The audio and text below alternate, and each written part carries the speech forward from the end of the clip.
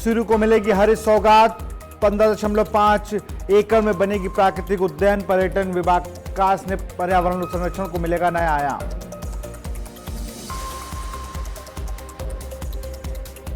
खटीमा में सैनिक सम्मान समारोह के आयोजन में शामिल हुए सीएम धामी। सैनिक मिलन केंद्र में सीएसजी कैंटीन का किया लोकार्पण।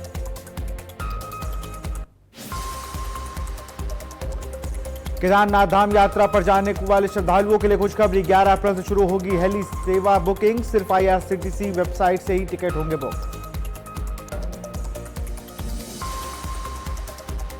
बागेश्वर में शराब की दुकान हटाने की मांग को लेकर जन आंदोलन तेज। 17 गांवों का समर्थन। आमरण अनशन पर भूपेंद्र कोरंगा। बिगड़ी तबीयत।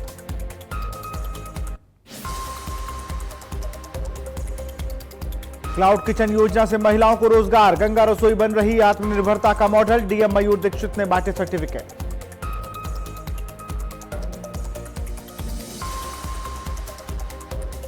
नमस्कार, स्वागत है आपका आज की खबरों में। हूं आपके साथ विशाल पंडित। रुक करते हैं खबरों का। देहरादून में पहली बार अल्ट्रासाउंड और रेडियो डायग्नोस्टिक सेंटर के संचालन के लिए सख्त मानक तय किए गए हैं। जिलाधिकारी समीन बंसल ने साफ निर्देश दिए हैं कि जन सुरक्षा के मानकों का पालन किए बिना किसी भी सेंटर को संचालित नहीं होने दिया जाएगा। जिला प्रशासन ने नए पंजीकरण और पुराने सेंटरों के नवीनीकरण प्रक्रिया को सख्ती से लागू करने के निर्देश दिए हैं। सभी सेंटरों को clinical establishment act 2010, biomedical waste management नियम और PCPNDT अधिनियम का पालन अनिवार्य रूप से करना होगा। इसके साथ ही फायर सेफ्टी, बिल्डिंग सेफ्टी, स्वच्छता, बायोमेडिकल वेस्ट निस्तारण और प्रदूषण नियंत्रण बोर्ड की NOC जैसे जरूरी मानकों को भी पूरा करना अनिवार्य है।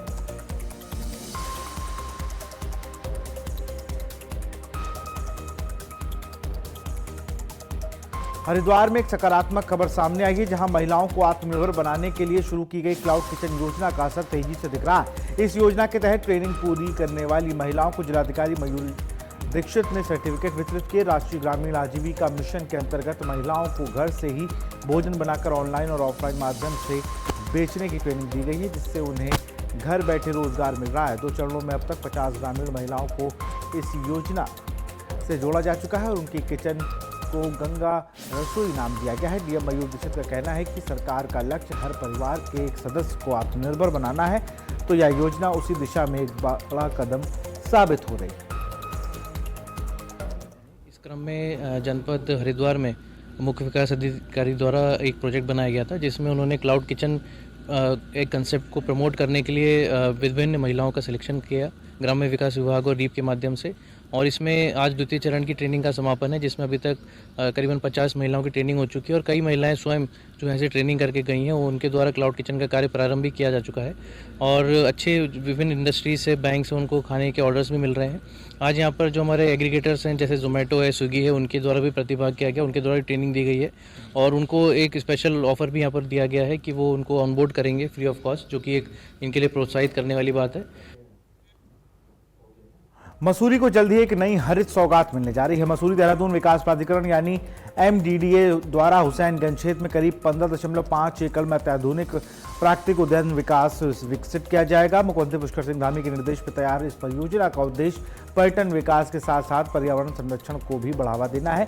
इसी को पार्क में कृत्रिम जलाशय, वनपथ, बाल उद्यान और एडवेंचर एक्टिविटी जोन जैसी आधुनिक सुविधाएं विकसित की जाएंगी।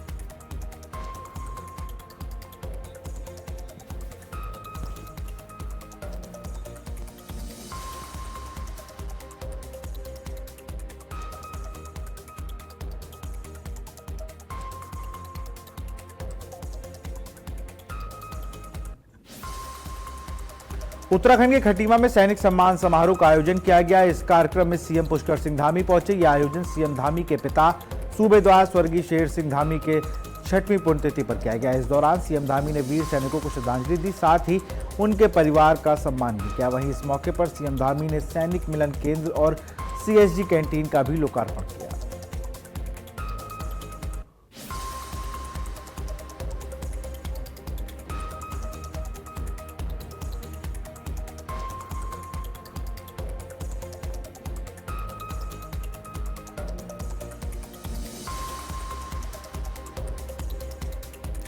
उत्तराखंड के बागेश्वर में शराब की दुकान हटाने की मांग अब जन आंदोलन में बदल चुकी है। रामलीला मैदान में जिला पंचायत सदस्य विजया कोरांग के नेतृत्व में अनिश्चितकालीन भूख हड़ताल की जा रही। युवा नेता भूपेंद्र कोरांग आमरण अनशन पर हैं और उनकी तबीयत लगातार बिगड़ने की खबर सामने आ रही है। इससे पहले भी कई लोग क्रमिक अनशन पर बैठ चुके हैं। करीब 17 गांव के लोग इस आंदोलन के समर्थन में उतर आए हैं, जिससे हालात गंभीर हो गए हैं। प्रशासन की ओर से एसडीएम ने आंदोलनकारियों से वार्ता की, जिससे कुछ मांगों पर सहमति बनी है, लेकिन शराब की दुकान हटाने का मुद्दा अब भी अटका हुआ है। फिलहाल सड़क जाम का फैसला टाल दिया गया है, लेकिन लोगों का गुस्सा शांत नहीं हुआ है।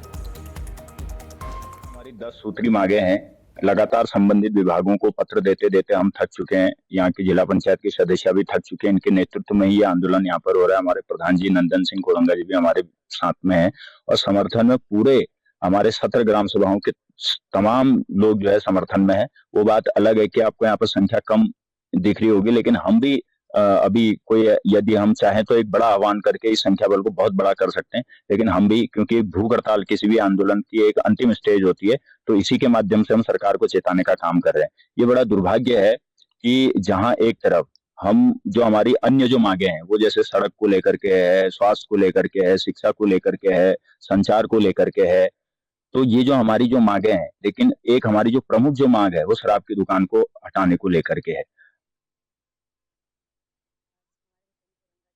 देहरादून में बार एसोसिएशन की हड़ताल अब खत्म हो गई है। बार एसोसिएशन के अध्यक्ष अनिल शर्मा ने प्रेस वार्ता में जानकारी दी कि वरिष्ठ अधिवक्ता प्रेमचंद शर्मा और जिलाधिकारी के बीच हुए विवाद को लेकर 4 अप्रैल से जारी हड़ताल को वापस लेने का फैसला लिया गया है। आज सचिवालय में बार एसोसिएशन के प्रतिनिधिमंडल ने वरिष्ठ अधिवक्ता प्रेमचंद शर्मा के नेतृत्व में मुख्यमंत्री पुष्कर सिंह धामी से मुलाकात की। इस दौरान कैबिनेट मंत्री खजान दास भी मौजूद रहे। बैठक में जिलाधिकारी और वरिष्ठ अधिवक्ता के बीच चल रहे विवाद पर विस्तार से चर्चा हुई, जिस पर मुख्यमंत्री ने सकारात्मक कार्रवाई के निर्देश दिए। इसके बाद बार एसोसिएशन ने हड़ताल समाप्त करने का ऐलान कर दिया है, जिससे न्यायिक कार्य फिर से सामान्य होने की उम्मीद है।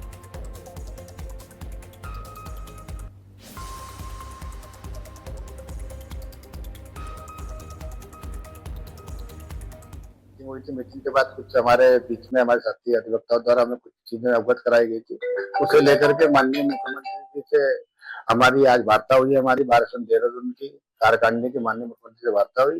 वार्ता के दौरान जिन बिंदुओं को लेकर के हमारा एक आपस में वो चल रहा था, और वो उन सब बिंदुओं पे डिस्कस होने के बाद उन सब बिंदुओं का माननीय मुख्यमंत्री के द्वारा सकारात्मक उनका निवारण करने की हमें बात कही गई है।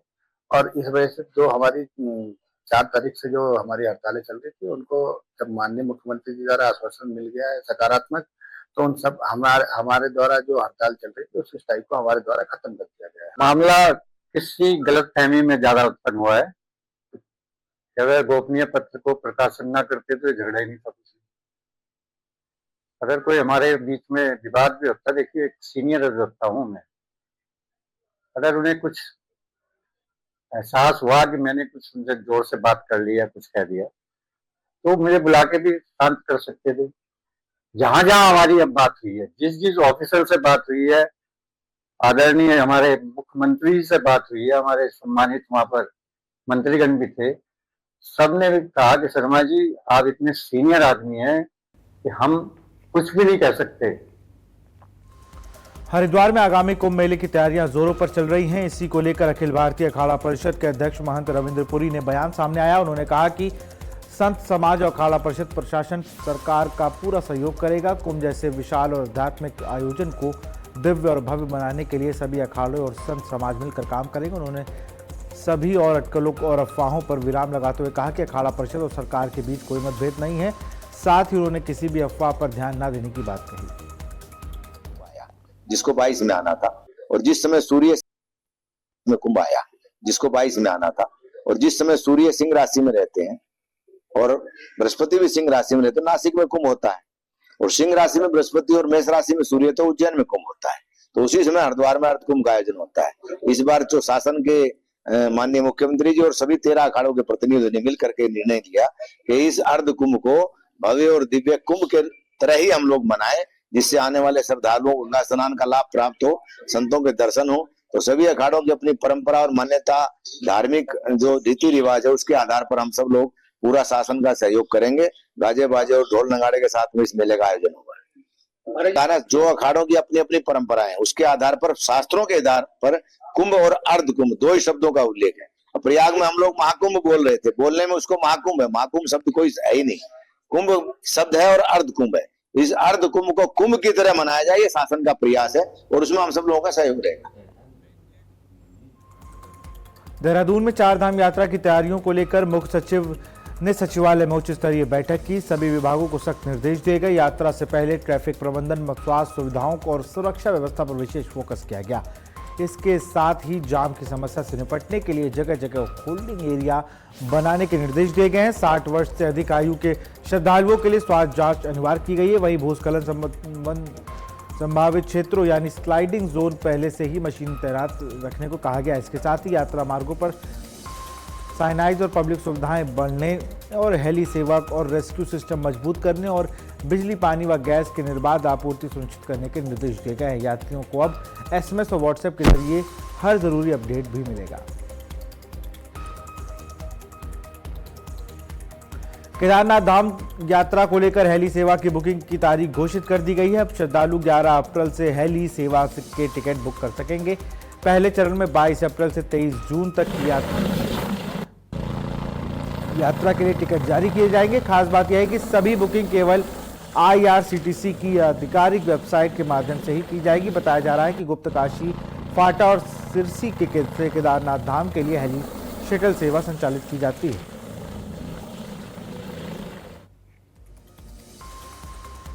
देहरादून में कानून व्यवस्था को और मजबूत करने के लिए ऑपरेशन प्रहार के तहत पुलिस का सघन चेकिंग अभियान लगातार जारी है। SSP देहरादून के निर्देश पर पूरे जिले में हाई अलर्ट के साथ पुलिस टीमें सक्रिय है। अलग अलग टीमों का अंतर जनपदीय और अंतर्राज्यीय चेकपोस्ट के साथ शहर के अंदरूनी मार्गों पर भी गहन जांच कर रही है। देर रात तक सड़क पर घूमने वाले लोगों के लिए पूछताछ की जा रही है, जबकि संदिग्ध व्यक्तियों को थाने ले लाकर जांच की जा रही है।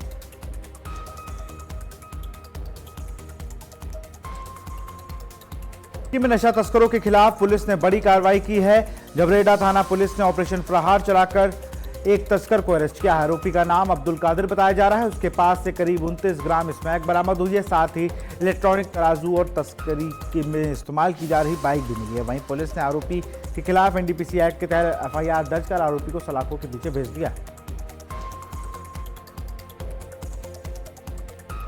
हरिद्वार में पुलिस ने ऑपरेशन प्रहार के तहत ज्वालापुर कोतवाली क्षेत्र में एक बांग्लादेशी महिला को गिरफ्तार किया है। ये महिला फर्जी भारतीय ID के सहारे लंबे समय से पहचान छुपाकर रह रही थी। पुलिस और RIU की संयुक्त टीम ने सत्यापन अभियान चलाकर संदिग्ध महिला को घर दबोचा है। आपको बता दें, महिला के पास से बांग्लादेशी पासपोर्ट और नेशनल ID कार्ड के अलावा Aadhaar card, PAN card, driving licence और भारतीय पासपोर्ट जैसे फर्जी पत्र बरामद हुए हैं। पुलिस का जुर्म कबूल कर लिया है। वहीं पुलिस ने इस नेटवर्क से जुड़े अन्य लोगों की तलाश तेज कर दी है। मुख्यालय के आदेश पे ऑपरेशन प्रहार जैसा कि मुख्यालय के आदेश पे ऑपरेशन प्रहार 1 माह का जो चल रहा है, इसमें सत्यापन की कार्रवाई भी चल रही है। तो इसमें एक सूचना ये आई थी कि एक महिला जो है, जो मूलतः बांग्लादेश मूल की है और यहाँ पे नाम बदल कर रह रही है एक व्यक्ति के साथ में। तो जब इसकी जानकारी की गई तो ये जो महिला है यहाँ पे स्वीटी नाम से रह रही थी वैष्णवी एनक्लेव में, और इसके साथ एक व्यक्ति है श्यामदास, उसके साथ ये रह रही थी यहाँ पे। और वास्तव में ये बांग्लादेश की रहने वाली है, कुमिला बांग्लादेश की, और इसका असल नाम सलेहा बेगम है। और जब इनकी सर्च की गई तो इनकी कस्टडी से एक बांग्लादेश का पासपोर्ट और वहाँ का नेशनल ID कार्ड भी मिला। और इसमें जो केस रजिस्टर हुआ है, क्योंकि इसी महिला ने इंडियन पासपोर्ट भी हासिल किया और वो जो है कूट रचित दस्तावेजों के माध्यम से उसको प्राप्त किया। और ये दस्तावेज बनाने में श्यामदास ने इसकी मदद करी, जो मूलतः बिलासपुर छत्तीसगढ़ का रहने वाला है। इसमें इनके पास से आधार कार्ड, पैन कार्ड और ड्राइविंग लाइसेंस और मैरिज सर्टिफिकेट ये इन्होंने आज जनरेट किए थे, और इसी आधार पर इन्होंने इंडियन पासपोर्ट भी हासिल किया, और जो कि एक तरीके से पूर्णतः गलत है। तो इस संबंध में एक FIR ज्वालापुर कोतवाली में लिखी जा चुकी है। दोनों लोगों को पुलिस ने अरेस्ट किया है और उस जुडिशियल कस्टडी के लिए कोर्ट में पेश किया जा रहा है। नैनीताल पुलिस ने बड़ी कामयाबी हासिल करते हुए करीब 37,48,000 रुपए की कीमत के 200 गुम मोबाइल फोन बरामद करने के लौटाए हैं। जनवरी से मार्च 2006 के बीच मोबाइल ऐप और CEIR पोर्टल पर मिली शिकायतों के आधार पर नैनीताल पुलिस ने यह कार्रवाई की। SSP डॉक्टर मंजुनाथ TC के निर्देश पर गठित टीम ने अलग अलग राज्यों में इन मोबाइल फोनों को बरामद किया है। बरामद मोबाइल उत्तर प्रदेश, दिल्ली, बिहार, जम्मू कश्मीर समेत कई राज्यों से ट्रेस किए गए। फोन वापस मिलने पर लोगों के चेहरों पर खुशी साफ नजर आ रही और उन्होंने पुलिस का आभार जताया। इस सराहनीय कार्य के लिए एसएसपी ने मोबाइल रिकवरी टीम को नगद पुरस्कार देने की घोषणा की। मुख्यमंत्री महोदय का निर्देश रहता है कि अपराधों पर अंकुश लगाना है और खास तौर पर मध्यम वर्ग और गरीब वर्ग का जो लोग रहते हैं उनका जो ज्वलंत समस्या है उनको समाधान करना है। इसी दिशा में माननीय डीजीपी महोदय और माननीय आईजी महोदय का निर्देश रहता है। साथियों, मैं बताना चाहूँगा, मोबाइल फोन्स जो खोते हैं वो एक व्यापक संकट है। खोया पाया फोन से और चोरी हुआ फोन से वो एक बहुत बड़ा संकट है, क्योंकि गरीब और मध्यम वर्ग के लोगों को अपना फोन बहुत बेशकीमती चीज़ होता है। बहुत मेहनत करके कई महीनों का तनख्वाह इकट्ठा करके फ़ोन लेते हैं। अगर वो फ़ोन कहीं खो जाता है या छूट जाता है या कई प्रकार से छोटी मोटी चोरी हो जाती है तो उसको लाना बड़ा इम्पोर्टेंट काम है। मैं तो मानता हूँ इसका पुण्य का काम है। तो आज जनपद नैनीताल पुलिस द्वारा विशेष रूप से साइबर सेल और मोबाइल रिकवरी यूनिट जो है हमारा, उनका द्वारा जो है बहुत अच्छी काम हुआ है। आज 200 से भी अधिक मोबाइल फोन्स हमने, बेशकीमती मोबाइल फोन्स हमने रिकवर करके उनका जो ओनर्स को वापस लौटा रहे हैं। निश्चित रूप से एक अच्छा पल है, उनके फेस पर जो है मुस्कान वापस लौटाएंगे और उनके डेटा भी बहुत इंपॉर्टेंट है। तो हमारी टीम है जिसमें सीओ ऑप्स उसका लीड करता है। ऑफिस की टीम से मेनली ये जो साइबर में और इस पे काम करता है मीनू गौतम, किशन कुमार और रामचंद्र प्रजापति, सीओ अमित हो गया, एसपी क्राइम, और सभी लोगों को धन्यवाद और शुभकामनाएं कि 200 से भी अधिक फोन्स आज रिकवरी हुआ है और उनका ऑफिशियल ओनर्स को हम दे दे रहे हैं, हम हैंडओवर कर रहे हैं और उसका कुल कीमत जो है 37.5 लाख से भी अधिक है, लगभग 38 लाख से भी अधिक पेश कीमती। हरिद्वार में खेल कोच पर एक स्कूली छात्रा ने रेप किए जाने का आरोप लगाया। छात्रा का आरोप है कि उसके स्कूल में ही तीरंदाजी सिखाने वाले कोच पिछले लंबे समय से उसका रेप कर रहा है। पुलिस की शुरुआती जांच में कोच दोषी पाया गया। इसके बाद पुलिस ने आरोपी के खिलाफ पॉस्को एक्ट के तहत मुकदमा दर्ज किया। वहीं पुलिस आरोपी कोच की गिरफ्तारी करने के प्रयास में जुटी हुई है। पॉक्सो एक्ट में केस रजिस्टर हुआ है जिसमें कि उसका जो प्रशिक्षक था स्पोर्ट्स का, उसके द्वारा बालिका के साथ गलत कृत्य किया गया है और जो बालिका थी पहले वो डर की वजह से उसने अपने परिजनों को नहीं बताया और बाद में जब उसके परिजनों को बताया गया उसके द्वारा तो परिजनों द्वारा पुलिस को संपर्क किया गया। तत्काल इसमें मुकदमा लिख दिया गया है। अग्रिम कार्रवाई की जा रही है। उसके अरेस्टिंग के लिए उसकी जो एक्यूज्ड है उसकी लोकेशन दूसरे राज्य की आई है, तो ऑलरेडी हमारी पुलिस टीम उसके पीछे है, जल्दी उसकी अरेस्टिंग कर ली जाएगी। ये कुछ समय पहले की बात है, लेकिन आउट ऑफ फियर उस बालिका ने अपने पेरेंट्स को बताया नहीं था। बाद में उसने अपने जब परिवार से बात शेयर करी कि मेरे साथ एक समय ऐसा हुआ था, तब जो है ये पुलिस ने फिर जो हमारी लेडी सब इंस्पेक्टर है उसने वो पीड़िता के साथ बात करी। फिर जब बताया गया कि जब ये पुलिस मुतमिन हुई कि वास्तव में ऐसा हुआ है, तब ये तत्काल ये मुकदमा लिख के पुलिस अपनी कार्रवाई शुरू करी। उत्तराखंड में मौसम की बड़ी खबर है। केदारनाथ धाम से लगातार भारी बर्फबारी जारी है। वहीं मैदानी इलाकों में कल देर रात से लगातार बारिश हो रही है। बता दें अब तक 3000 मीटर से अधिक ऊंचाई वाले क्षेत्रों में लगातार हिमपात ने पूरे प्रदेश के मौसम का मिजाज बदल दिया है। तापमान में कई डिग्री की गिरावट दर्ज की गई है, जिससे अप्रैल महीने में भी दिसंबर जैसी ठंड का एहसास हो रहा है। हालात ऐसे हैं कि लोगों को एक बार फिर गर्म कपड़े निकालने पड़ रहे हैं। मौसम विभाग ने आने वाले दिनों में भी ऐसे ही हालात बने रहने की संभावना जताई है। उत्तराखंड के पहाड़ी क्षेत्रों में बर्फबारी हो रही है। ऐसे में इन दिनों औली बर्फ की सफेद चादर से ढका हुआ है। बर्फ पर सूरज की रोशनी पड़ने के बाद पूरे क्षेत्र का एक बड़ा ही मनोरम नज़ारा देखने को मिला। इस बार शीतकाल में बर्फबारी कम होने के बाद भी अप्रैल माह में बर्फबारी होने के प्राकृतिक के लिए संजीवनी बनकर आया है। कई पर्यटक स्थल समेत कई धामों की ऊंचाइयों वाले इलाकों पर इस समय जमकर बर्फबारी हो रही है। उत्तराखंड के पर्यटन मानचित्र में एक बार फिर कौसानी ने अपने अलग अलग पहचान दर्ज कराई है। दशकों से हॉस्पिटैलिटी और टूरिज्म सेक्टर में अपनी सेवाएं दे रहे वरिष्ठ होटल व्यवसायी बीडी जोशी को लाइफ टाइम अचीवमेंट अवार्ड से सम्मानित किया गया है। यह सम्मान न केवल व्यक्तिगत योगदान की सराहना बल्कि पूरे कौसानी के पर्यटन उद्योग के लिए गर्व का क्षण है।